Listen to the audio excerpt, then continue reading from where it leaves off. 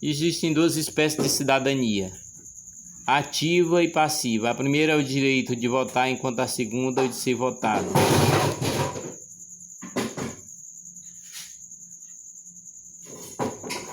A Constituição Federal, chamada de Constituição Cidadã, por ser considerada a mais completa entre as constituições brasileiras, com destaque para vários aspectos que garantem o acesso à cidadania, traz já em seu artigo 1º, inciso 2, a cidadania como direito fundamental. Artigo 1º. A República Federativa do Brasil, formada pela União Indissolúvel dos Estados e Municípios do Distrito Federal, constitui-se em Estado Democrático de Direito e tem como fundamento 1.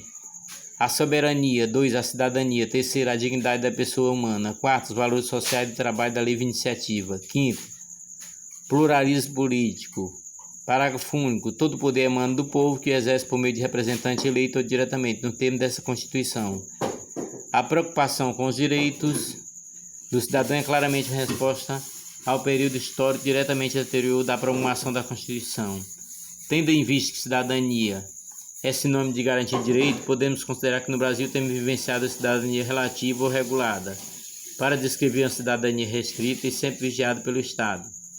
A cidadania brasileira, nesse sentido, permanece em uma constante construção, no movimento de ampliação e encolhimento das políticas sociais, à medida que, em muitos momentos históricos, inclusive atualmente, muitos indivíduos não têm o direito de ter sua necessidade básica garantida, ou nem mesmo o mínimo necessário para a subsistência da família.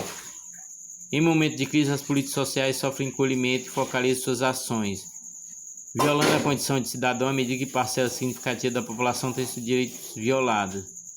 Direito este adquirido porque deveria ser cidadania, por meio do que chamamos de Constituição Cidadã.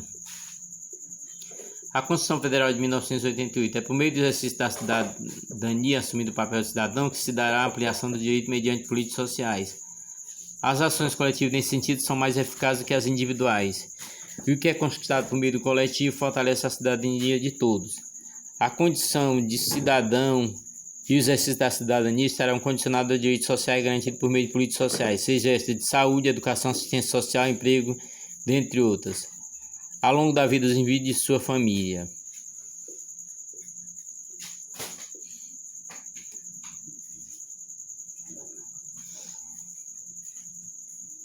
Accountability é uma palavra de origem inglesa que está associada à transparência, prestação de conta e responsabilidade ética. É um termo associado ao controle do poder para evitar que ocorra abuso e está baseado na necessidade de responsabilização permanente dos indivíduos e instituições, no que se refere ao seu desempenho ético.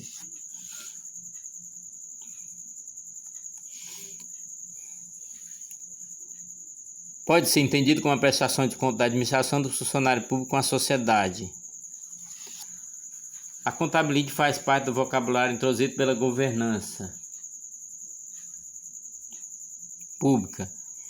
Em essência, diz respeito à prestação de conta do gestor de forma transparente à rede de parte interessada das organizações da administração pública. O termo contabilidade é constituído do conjunto de mecanismos e procedimentos que levam os tomadores de decisões governamentais a prestar conta do resultado de suas ações, garantindo-se maior transparência. É a melhor exposição das políticas públicas. A avaliação positiva dos governos está diretamente relacionada à contabilidade, ou seja, a obrigação de prestar conta de forma transparente, demonstrar boas práticas de gestão, demonstrar os resultados efetivos e a responsabilização pelos atos e resultados decorrente da utilização dos recursos públicos.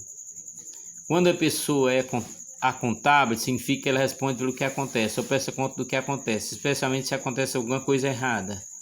Se um processo de decisão, qualquer espécie de comportamento estiver fora do compliance, a contabilidade se divide em 3 formas principais. A contabilidade vertical faz referência à relação de controle que se dá a partir da sociedade para o Estado. Constitui-se das ações realizadas individual ou coletivamente, direcionadas a partir da sociedade. Aquele que se ocupa posições em instituições do Estado, eleitos ou não. A eleição é a forma mais conhecida de contabilidade vertical. Dentro dessa dimensão estão incluídas a reivindicação social em que utiliza mídia, instrumento de pressão das autoridades públicas. Nesse tipo de contabilidade, um agente sem poder legal pode punir ou premiar um agente com poder político. Assim, a ação entre desiguais é o controle político e governo pelo cidadão. por meio de plebiscito, referendo e voto. Cidadãos são os partes interessados, políticos do governo são seus agentes. Os agentes têm a responsabilidade de agir com transparência e são responsabilizados. A contábil, por seus atos pelos representados. A contabilidade horizontal arremete a relação de controle entre as instituições de Estado. Nesse caso, o funcionário público e as agências de Estado no exercício de suas funções devem prestar conta tanto em termos políticos como em termos legais.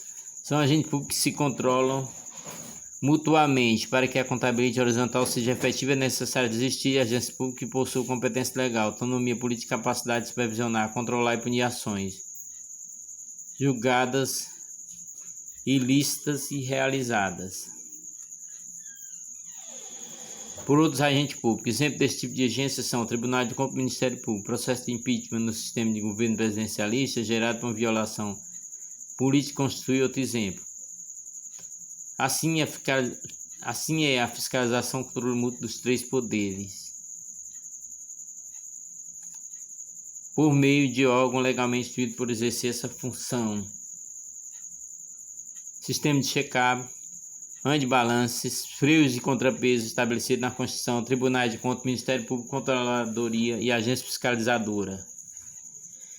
Trata-se de ação entre iguais, a contabilidade social ou societal. Também está ligada ao cidadão, mas não ao voto, dependendo da participação de entidade representativa de sociedade civil, como associações, sindicatos, imprensa e organização não governamentais, relacionam-se governabilidade com corporativismo.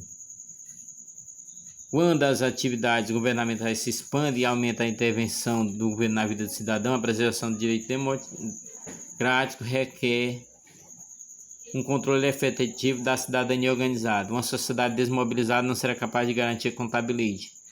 O exercício da contabilidade é determinado pela quantidade de relações entre governo e cidadão, entre burocracia e clientela.